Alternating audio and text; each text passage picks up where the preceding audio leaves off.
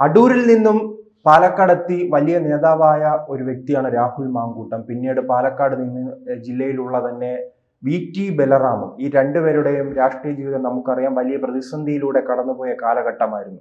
പക്ഷെ പാലക്കാട് നിന്നുള്ള മറ്റൊരു നേതാവുണ്ട് ഇന്ന് കേരളത്തിന്റെ വിവിധ പ്രദേശങ്ങളിലെത്തി കോൺഗ്രസിന്റെ മുഖമായി മാറുകയാണ്. അത് മറ്റാരുമല്ല, സന്ദീപ് വാര്യറാണ്. BJP വിട്ട് അദ്ദേഹം കോൺഗ്രസിലേക്ക് എത്തിയതിനു ശേഷം അദ്ദേഹം മുസ്ലിം ലീഗുമായി വലിയ അടുത്ത ബന്ധം സൂക്ഷിക്കുന്നു. അതോടൊപ്പം തന്നെ കോൺഗ്രസ് പ്രവർത്തകർക്കിടയിൽ ഇറങ്ങി സമരം ചെയ്യുന്നു. ഇത്തരത്തിലുള്ള നീക്കങ്ങളൊന്നും നാം BJP ഉണ്ടായിരുന്നപ്പോൾ കണ്ടില്ല, യുവമോർച്ചയിൽ ഉണ്ടായിരുന്നപ്പോൾ കണ്ടില്ല. അദ്ദേഹം വന്ന് യുവമോർച്ചയിൽ അംഗമായിരുന്നപ്പോഴും അതോടൊപ്പം തന്നെ BJP അംഗമായിരുന്നപ്പോഴും നിരന്തരം ചാനൽ ചർച്ചകളിൽ മാത്രം സജീവമായിരുന്ന ഒരു വ്യക്തിയാണ്. അപ്പൊ ഇടയ്ക്കെല്ലാം സമരത്തിനിടയിൽ പ്രസംഗിക്കാൻ വരും, ഇത്ര തന്നെ. മറിച്ച് ഇപ്പോൾ കോൺഗ്രസിലെത്തിയപ്പോൾ നോക്കൂ, പാലക്കാട് തന്നെ ഇന്നലെ ഒരു സമരം ഉണ്ടായിരുന്നല്ലോ, ദേവസ്വം ബോർഡിനെതിരെ ശബരിമല പ്രക്ഷോഭം ഉയർത്തി ദേവസ്വം ബോർഡിനെതിരെ ഉണ്ടായ ആ സമരത്തിൽ പോലീസിനെതിരെ അദ്ദേഹം പാഞ്ഞടുക്കുകയാണ്. ഈ പാഞ്ഞടുക്കുന്നതിന് പിന്നിലെ രാഷ്ട്രീയം നമുക്ക് വ്യക്തമാണല്ലോ. വരുന്ന നിയമസഭാ തെരഞ്ഞെടുപ്പിൽ എവിടെയെങ്കിലും ഏതെങ്കിലും കോൺഗ്രസ്സുകാരനെ പിന്നിൽ നിന്ന് കുത്തി ഒരു സീറ്റ് ഒപ്പിച്ചെടുക്കുക, അത് പ്രത്യേകിച്ച് മുസ്ലിം ലീഗിന്റെ സ്വാധീനമുള്ള മേഖലയിലാണെങ്കിൽ അത് അത്രയും നല്ലത്. അതുകൊണ്ട് തന്നെയാണല്ലോ അദ്ദേഹത്തിന് കൃത്യമായ ധാരണയുണ്ട് ഇതിനെക്കുറിച്ച്, എങ്ങനെ വിജയിക്കാം, അതോടൊപ്പം തന്നെ ആരെ ലക്ഷ്യമിട്ടാൽ തന്നെ തനിക്ക് ഈ ലക്ഷ്യം വിജയിച്ചു കയറാം എന്നതിനെ കുറിച്ച് കൃത്യമായ ധാരണ ഉള്ളത് കൊണ്ടാണല്ലോ അദ്ദേഹം പാർട്ടിയിലേക്ക് വന്ന് രാഹുൽ ഗാന്ധിയെ കാണും മുൻപ്, സോണിയാഗാന്ധിയെ കാണും മുൻപ്, പ്രിയങ്ക ഗാന്ധിയെ കാണും മുൻപ് അദ്ദേഹം പിറ്റേ ദിവസം തന്നെ ഓടിയെത്തിയത് എവിടെയാണ്? പാണക്കാട് തങ്ങളെ കാണാനല്ലേ, മുസ്ലിം ലീഗിന്റെ തറവാട്ടിലേക്കല്ലേ. അതിൽ നിന്ന് തന്നെ വ്യക്തമാണ് അതൊരു കേഡർ പ്രസ്ഥാനമാണ്. അപ്പോൾ ആ കേഡർ പ്രസ്ഥാനവുമായി ചേർന്ന് നിന്ന് എങ്ങനെയെങ്കിലും ഒരു MLA സ്ഥാനം അടിച്ചെടുക്കാനുള്ള ശ്രമം, അദ്ദേഹവുമായി ബന്ധപ്പെട്ട് പല സീറ്റുകൾ ഉയർന്നു കേൾക്കുന്നുണ്ടല്ലോ, അതെല്ലാം ലീഗിന് വലിയ രീതിയിൽ സ്വാധീനമുള്ളതല്ലേ, ന്യൂനപക്ഷത്തിന് വലിയ രീതിയിൽ സ്വാധീനമുള്ളതല്ലേ. ഗുരുവായൂരായാലും അതോടൊപ്പം തന്നെ തൃശ്ശൂരായാലും പിന്നീട് തവനൂരായാലും. അതിൽ തൃശ്ശൂരിൽ അദ്ദേഹം പോയി കഴിഞ്ഞ വെള്ളിയാഴ്ച പാർട്ടിയിലേക്ക് വന്നിട്ട് തൃശ്ശൂരിൽ പോയി വെല്ലുവിളിക്കുകയാണ്, സുരേന്ദ്രനെ വെല്ലുവിളിക്കുകയാണ്. കയ്യടി കിട്ടാനായി സുരേന്ദ്രനെ തൃശ്ശൂരിലേക്ക് മത്സരിക്കാൻ ക്ഷണിക്കുകയാണ്. പിന്നീടാണ് അവിടുത്തെ DCCക്കാർ ഉണർന്നത്. അതാരാ? ഈ 2 ആഴ്ച മുമ്പ് വന്ന ഈ സന്ദീപ് വാര്യറാണോ തൃശ്ശൂരിലെ കാര്യം തീരുമാനിക്കുന്നത്? താൻ ഇങ്ങോട്ട് കാര്യങ്ങൾ പഠിപ്പിക്കാൻ വരണ്ട എന്ന രീതിയിലേക്ക് DCCയുടെ ഒരു പ്രസ്താവന ഉണ്ടായില്ലേ? അതിലൂടെ തന്നെ വ്യക്തമാണല്ലോ അദ്ദേഹത്തെ ആ പാർട്ടിക്കും മടുത്തു തുടങ്ങിയിരിക്കുന്നു. പക്ഷെ മടുക്കാത്തത് മുസ്ലിം ലീഗിന് മാത്രമാണ്. മുസ്ലിം ലീഗിന് മടുക്കാത്തത് അവരുടെ ചില അജണ്ടകളുണ്ടല്ലോ. ഒരു BJPക്കാരൻ BJPയുടെ ആശയം ഉപേക്ഷിച്ചു വന്നപ്പോൾ അദ്ദേഹത്തെ മുന്നിൽ നിർത്തി പോരാടുക എന്നത് അവരുടെ ലക്ഷ്യമാണ്. അത് നാം SDP നേതൃത്വ നിര പരിശോധിച്ച് നോക്കൂ. കാരണം അവരുടെ സംഘടന തന്നെ ഉണ്ടല്ലോ, സൗഹൃദ ഒരു കൂടെയുള്ള സംഘടന തന്നെ ഉണ്ടായിരുന്നു, പോപ്പുലർ ഫ്രണ്ട്. അവരുടെ ലക്ഷ്യം എന്താണ്? 2047 തന്നെ ഇന്ത്യ ഒരു ഇസ്ലാമിക രാജ്യമാക്കണം, കേരളത്തെ ഇസ്ലാമിക സംസ്ഥാനമാകണം എന്ന ലക്ഷ്യത്തോടു കൂടി തന്നെ പ്രവർത്തിക്കുന്ന ഒരു സംഘടന. അപ്പോൾ ആ സംഘടനയുടെ രാഷ്ട്രീയ മുഖമായി SDP നേതൃത്വ നിരയിൽ ഉൾപ്പെടെ ഹിന്ദുക്കളെ ഉണ്ടല്ലോ, മറ്റ് സമുദായ വിഭാഗത്തിലുള്ളവർ ഉണ്ടല്ലോ. അതിലൂടെ തന്നെ വ്യക്തമാണ് ഇദ്ദേഹത്തെ മുന്നിൽ നിർത്തി തങ്ങളുടെ അജണ്ട നടപ്പിലാക്കാനുള്ള ഒരു വലിയൊരു ശ്രമം തന്നെയാണ് മുസ്ലിം ലീഗ് നടത്തുന്നത്. അത് പ്രത്യേകിച്ച് മലബാർ മേഖലയിൽ ഇദ്ദേഹത്തിന്റെ പരിപാടികൾ കൂടുതൽ ഇപ്പോൾ നടക്കുന്നത് മലബാർ മേഖലയിലാണ്. പാലക്കാടും മലപ്പുറവും അടക്കമുള്ള കോഴിക്കോടും അടക്കമുള്ള വിവിധ പ്രദേശങ്ങളിലാണ്.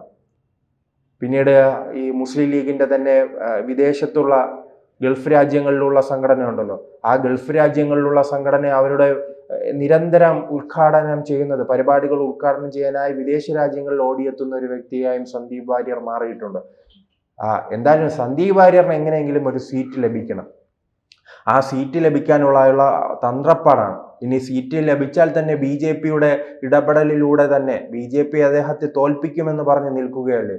BJP തോൽപ്പിക്കുമെന്ന് പറഞ്ഞ് നിൽക്കുമ്പോൾ തന്നെ നാം പണ്ടൊരു നേതാവ് ഉണ്ടായിരുന്നു, കെ മുരളീധരനെതിരെയും BJP ഇത്തരമൊരു നീക്കം നടത്തിയിരുന്നല്ലോ.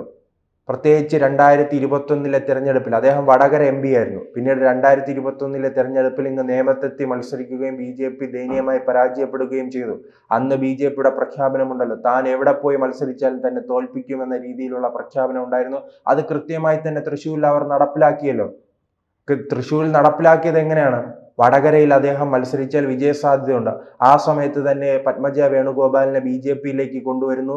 പിന്നീട് പാർട്ടി ആവശ്യപ്പെടുന്നു തങ്ങളുടെ സഹോദരി പാർട്ടി മാറി, അതുകൊണ്ട് തങ്ങൾ വന്ന് തൃശ്ശൂരിൽ മത്സരിപ്പിക്കണമെന്ന് പറയുന്നു. അങ്ങനെ തൃശ്ശൂരിൽ മത്സരിക്കുന്നു. ദയനീയമായി 3-ാം സ്ഥാനത്തിലേക്ക് പോവുകയാണ്. മുൻ തെരഞ്ഞെടുപ്പിൽ അവിടുത്തെ MP കോൺഗ്രസ്സുകാരനായ പ്രതാപനായിരുന്നെങ്കിൽ ഇപ്പോൾ കോൺഗ്രസിന്റെ സ്ഥാനം 3-ാം സ്ഥാനത്തിലേക്ക് കൂപ്പുകുത്തുകയല്ലേ. അതുപോലെ തന്നെ സന്ദീപ് വാര്യറിനെതിരെയും BJP ഇത്തരമൊരു നിലപാടെടുക്കാനുള്ള സാധ്യത വളരെ കൂടുതലാണ്. ആ സാധ്യത കൂടുതൽ തിരിച്ചറിഞ്ഞത് കൊണ്ട് തന്നെയാണ് ന്യൂനപക്ഷങ്ങൾക്ക് സ്വാധീനമുള്ള, മുസ്ലിം ലീഗിന് സ്വാധീനമുള്ള ഒരു മണ്ഡലത്തിലേക്ക് മത്സരിക്കാൻ ഇപ്പോൾ അദ്ദേഹം ആഗ്രഹം പ്രകടിപ്പിക്കുന്നത്. അങ്ങനെ മത്സരിക്കാൻ ചിലപ്പോൾ പലരെല്ലാം സീറ്റ് നൽകാമെന്ന് ആവശ്യപ്പെട്ടാലും ഇനി അത് BJP തോൽപ്പിച്ചില്ല. മറിച്ച് പാർട്ടിക്കുള്ളിലെ നേതാക്കളുണ്ടല്ലോ, അവർ വലിയ രീതിയിൽ പ്രതിസന്ധി ഉണ്ടാക്കുമല്ലോ. പാർട്ടിക്കുള്ളിൽ അവരുടെ പ്രധാന നേതാക്കളെ തന്നെ പരാജയപ്പെടുത്തുകയാണ് കോൺഗ്രസിനുള്ളിലെ പ്രവർത്തകരും നേതാക്കളും ഈ ഗ്രൂപ്പിസം മൂലം. അപ്പോഴാണ് വലിഞ്ഞു കയറി വന്നതായി അവർ പറയുന്ന ഈ സന്ദീപ് വാര്യറിനെ അവർ എത്രത്തോളം വിജയിപ്പിക്കും. സന്ദീപ് വാര്യറിനെ അവർ തോൽപ്പിക്കാനുള്ള ശ്രമമായിരിക്കുമല്ലോ നടപ്പിലാക്കുക. അതിൻ്റെ ഒരു തുടക്കം തന്നെയായിരുന്നല്ലോ, ആ ഒരു വെല്ലുവിളി തന്നെയാണല്ലോ നാം തൃശ്ശൂർ DCCയുടെ ഭാഗത്തു നിന്നുണ്ടായത്. തൃശ്ശൂർ DCC എന്താണ് വ്യക്തമായി തന്നെ പറഞ്ഞു, അനാവശ്യമായ അവിടെ പരിപാടിക്ക് വരുന്നതും ഇത്തരം പ്രഖ്യാപനങ്ങൾ നടത്തുന്നതുമെല്ലാം സീറ്റ് മോഹവുമായാണ്. അതിനെക്കുറിച്ചുള്ള DCC കമ്മിറ്റിയിൽ വിമർശനമുയർന്നു. എന്തായാലും ഇപ്പോൾ അദ്ദേഹം വേഗം സംഘർഷത്തിലേക്ക് പോവുകയാണ്, അടിവാങ്ങുന്ന തരത്തിലേക്ക് പോവുകയാണ്. ഇന്നലെ തന്നെ പറയുകയാണ്, എന്നെ പോലീസ് നേതാക്കളെ തിരഞ്ഞുപിടിച്ച് കുത്തുകയാണ്, ലാത്തി ഉപയോഗിച്ച് കുത്തുകയാണെന്ന രീതിയിലുള്ള പരാമർശമുണ്ടായി.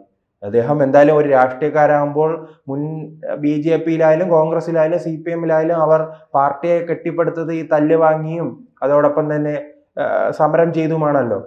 അങ്ങനെ സമരം ചെയ്യാത്തവർ, ചാനൽ ചർച്ചയിലൂടെ വളർന്നു വന്നവർക്ക് ഇത്തരം സംഭവങ്ങൾ കാണുമ്പോഴും കൊള്ളുമ്പോഴും ആദ്യ സംഭവമായിരിക്കും. അതായിരിക്കും അദ്ദേഹം ഇന്നലെ മാധ്യമങ്ങളോടെല്ലാം വിളിച്ചു പറയുകയാണ്, ലാത്തി ഉപയോഗിച്ച് കുത്തുകയാണ്, അടിക്കുകയാണ്, ഇതെല്ലാം ആദ്യ സംഭവമാണ്.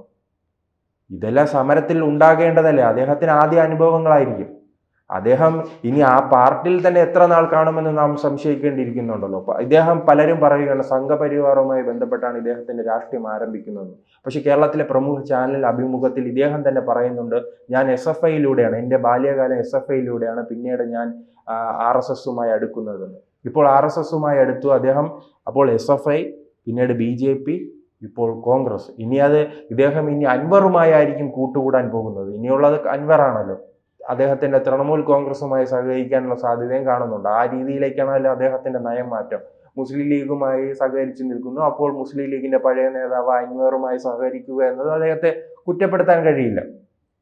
അൻവറുമായി സഹകരിക്കാം, SDPI-യുമായി സഹകരിക്കാം. കാരണം അദ്ദേഹത്തിന്റെ പരിവർത്തനം അങ്ങനെയാണ്. രാഷ്ട്രീയ പരിവർത്തനം ഒരു സംഘടനയ്ക്ക് കീഴിൽ മാത്രമല്ല, അത് തുടർ സംഭവമായി മാറിക്കൊണ്ടിരിക്കുകയാണല്ലോ. അത് കുറ്റപ്പെടുത്തുന്നില്ല, അത് അദ്ദേഹത്തിന്റെ ഇഷ്ടമാണ്. ഇപ്പോൾ കേരള കോൺഗ്രസിന്റെ ചരിത്രം എടുത്താൽ നമുക്ക് മനസ്സിലാകുമല്ലോ. അവർ ഇടതുപക്ഷത്ത് പോവും, വലതുപക്ഷത്ത് പോവും, BJP-യോടൊപ്പം പോവും, അങ്ങനെ പിള്ളരും വളരും. അതാണല്ലോ കേരള കോൺഗ്രസിന്റെ നയം. അപ്പോൾ ഒരു വ്യക്തി എന്ന നിലയിൽ അദ്ദേഹം കേരള കോൺഗ്രസ്സായി മാറിയിരിക്കുകയാണ്. കേരളത്തിലെ വ്യക്തി എന്ന നിലയിൽ കേരള കോൺഗ്രസ് വിവിധ പാർട്ടികളിൽ പ്രവർത്തിക്കുക, അവിടെ പ്രശ്നമുണ്ടാക്കി മറ്റൊരു പാർട്ടിയിലേക്ക് പോവുക, അധികാരം നേടുക, ജനങ്ങൾക്കിടയിൽ ഒരു ഇമേജ് ഉണ്ടാക്കാനുള്ള ശ്രമം നടത്തുക എന്ന രീതിയിലേക്ക് മാറുകയാണ്. ഇപ്പോൾ മറ്റൊരു അൻവർ തന്നെയാണ് ഇപ്പോൾ സന്ദീപ് വാര്യർ. കുറച്ചുനാൾ എല്ലാവരും ഉയർത്തിക്കൊണ്ട് നടക്കും. പണ്ട് കോൺഗ്രസിലായിരുന്നു, പിന്നീട് അദ്ദേഹം CPM-ന്റെ സ്വതന്ത്രനായി. അന്നെല്ലാം പിണറായിയേക്കാൾ സമൂഹ മാധ്യമങ്ങളിൽ സഖാക്കൾ ഇദ്ദേഹത്തെയായിരുന്നു, അൻവറിനെയായിരുന്നു പിന്തുടരുന്നിരുന്നത്. അവസാന ഘട്ടത്തിൽ എന്തായി? സഖാക്കൾ അദ്ദേഹത്തെ തെറി വിളിക്കുന്ന രീതിയിലേക്ക് മാറിയില്ലേ സമൂഹ മാധ്യമങ്ങളിലൂടെ. അന്ന് പല ചാനലുകളെയും പല വ്യക്തികളെയും, ജയശങ്കർ അടക്കമുള്ളവരെ വിമർശിക്കാൻ, സഖാക്കൾക്ക് വേണ്ടി, കമ്മ്യൂണിസ്റ്റ് പാർട്ടിക്ക് വേണ്ടി വിമർശിക്കാൻ രംഗത്ത് വന്നതായിരുന്നു അന്ന് അൻവർ. ആ അൻവറിൽ അവസാന ഘട്ടത്തിൽ CPM തന്നെ തള്ളിപ്പറയുന്ന സാഹചര്യമുണ്ട്. അത് തന്നെയാണ് ഇപ്പോൾ ബാക്കിയുള്ളവരെ എതിർക്കാൻ വേണ്ടി കുറച്ചുനാൾ ഉയർത്തിക്കൊണ്ട് നടക്കും. അത് തന്നെയാണ് ഇപ്പോൾ അൻവറിൽ നാം കണ്ടത്. ഇനി സന്ദീപ് വാര്യറിൽ നാം കാണുന്നത്. മുസ്ലിം ലീഗും കോൺഗ്രസും അടക്കമുള്ള പാർട്ടികൾ BJP-യെ വിമർശിക്കാനായി സന്ദീപ് വാര്യറിനെ ഉയർത്തിക്കൊണ്ട് നടക്കുകയാണ്. പക്ഷെ കാര്യത്തോട് അടുക്കുമ്പോൾ ഇനി അദ്ദേഹത്തിന് സീറ്റ് നൽകുമോ? സീറ്റ് നൽകിയാൽ അദ്ദേഹത്തെ വിജയിപ്പിക്കാനുള്ള ശ്രമം നടത്തുമോ, അദ്ദേഹം പരാജയപ്പെടുത്താനുള്ള ശ്രമം നടത്തുമോ? അതൊന്നും കോൺഗ്രസിന് പുത്തരിയല്ലോ. കഴിഞ്ഞ ലോക്സഭാ തെരഞ്ഞെടുപ്പ് കാലത്ത് നാം കണ്ടല്ലോ, മുരളീധരനെ അവിടെ നിന്ന് തന്നെ അവർ കാലുവാരിയിലെ തോൽപ്പിച്ചത്. അത് അദ്ദേഹം പലതവണ തുറന്നു പറഞ്ഞില്ല, അദ്ദേഹത്തിന്റെ സഹോദരി തുറന്നു പറഞ്ഞില്ലേ.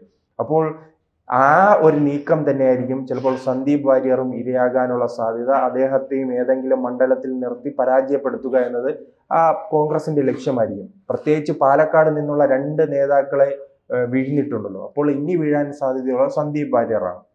കൂടുതൽ വാർത്തകളും വിശേഷങ്ങളും നിങ്ങളിലേക്ക് എത്താൻ ABC മലയാളം സബ്സ്ക്രൈബ് ചെയ്യുക, ബെൽ ബട്ടണും അമർത്തുക.